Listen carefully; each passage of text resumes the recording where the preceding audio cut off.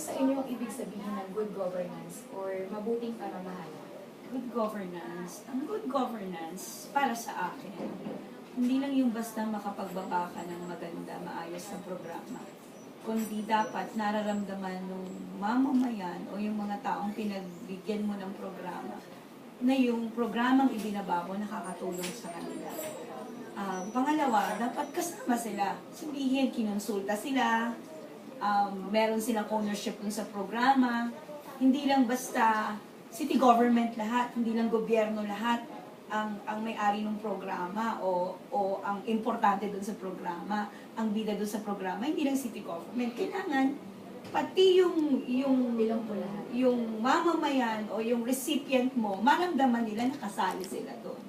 Kasama sila sa decision making, kasama sila sa pagpapatakbo ng programa. Kasi doon mo yung tagumpay ng programa, hindi lang naman sa nagbababa. Kahit anong baba mo ng programa, kung hindi naman ginugusto o ginagawa o may pakikisa yung recipient mo, baliwala. Diba? So ano po yung nagtutulak sa inyo para paglugkuran ang publiko? Yung baga motivation niyo po? Yung exposure mo siguro kasi sa labas, and then yung urge mo na makatulong. Kasi ako, nakwento ko nga sa inyo, since elementary, may exposure na ako dun sa mga organization, mga youth organization, sa SK. Andun yung feeling mo lagi na ano yung pwede kong ma-share. Diba? Ano yung pwede kong magawa. Kung sa isang problema, meron kang sa tingin mo matutulong, ano yung pwede mo ma-share kayo. May mga talent kayo, di ba? As much as possible, ayaw nyo namang itago lang yan. Pwede naman yan, kung ano yung pwede mong magawa, makatulong ka, napakasarap sa pakiramdam. Next question po is, ano po sa tingin nyo ang pinakamahalagang katangian na dapat taglayin ng isang individual pagdating sa paglilingkod sa publiko? Transparency, yung accountability, very important. Responsible ka dapat. You know how to sacrifice din. Kasi pag nasa public service ka, maraming sakripisyo sa oras sa pamilya. Yun siguro, anak mo, maliliit yung anak mo. Gaya ko, maliliit yung anak ko. Anak ko, 11 years old, and then yung twins ko, 9 years old. So, yung edad na yun, maano pa sa oras ng magulang, diba? Dapat naiintindihan ng pamilya mo yung trabaho na pinasok mo dahil minsan yung oras mo na sa pamilya mo na nabibigay din sa iba. So, may hati, parang ganyan. Importante din na nakafocus ka sa ginagawa mo, hands-on ka sa ginagawa mo. Na naiintindihan mo yung mga bawat desisyon na papasukan. Kasi sabi ko nga, sa city government, yung mga ordinances na inaakda namin, may mga desisyon doon na minsan nakaka-apekto sa buhay ng maraming tao. So, dapat naiintindihan mo, decisive ka, and then marunong kang tignan yung desisyon na gagawin mo, kung i-balance kung saan ba siya mas makakatulong.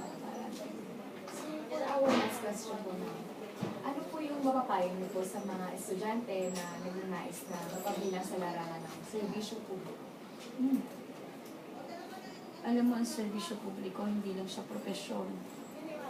Dapat may kasamang devotion. Kasi pag hindi mo gusto, pag gusto mo lang ang public service at wala sa puso mo, minsan, hindi mo maiintindihan, magiging mababaw yung pangunawa mo. Gaya na, minsan may pupunta dyan, wala akong pampaaral sa anak ko. Minsan kung iisipin mo, ano pakialam ko, hindi ko naman anak yung anak mo. Diba? Pero hindi ganun eh. Hindi ganun ang dapat thinking. Hanapin mo, bakit ba? Pag nakikita mo kasi yung lumalabas ka ng opisina, lumalabas ka ng bahay mo, umiikot ka ng community, na-expose ka sa buhay ng mga tao, minsan nalalaman mo bakit siya gano'n. Yung pala byuda siya, yung pala single mother siya, hindi pala sapat kahit anong trabaho gawin niya, hindi pala sapat para dun kitain yung pampaaral sa anak niya. So, andun yung magiging na tumulong dahil hindi naman siya nagiging, hindi naman siya kumbaga talagang kulang, kumbaga hindi naman sa hindi siya nagsisikap. Pero minsan kung ang thinking mo mababaw, bakit kita tutulungan? Parang gano'n, responsibilidad mo yung anak mo, di ba gano'n? So, dapat ang sinasabi ko, sa public service, kailangan may puso. Hindi pwedeng isip lang, hindi pwedeng praktikalidad lang.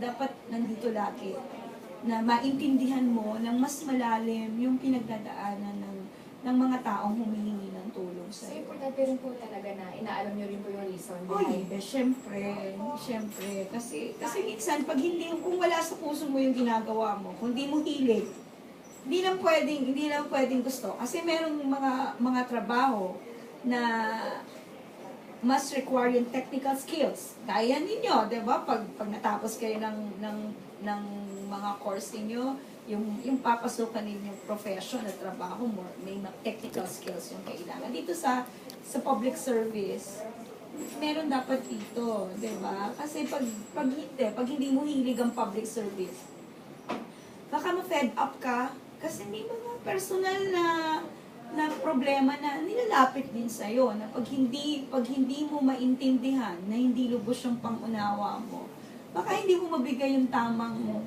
tulong para sa kanila.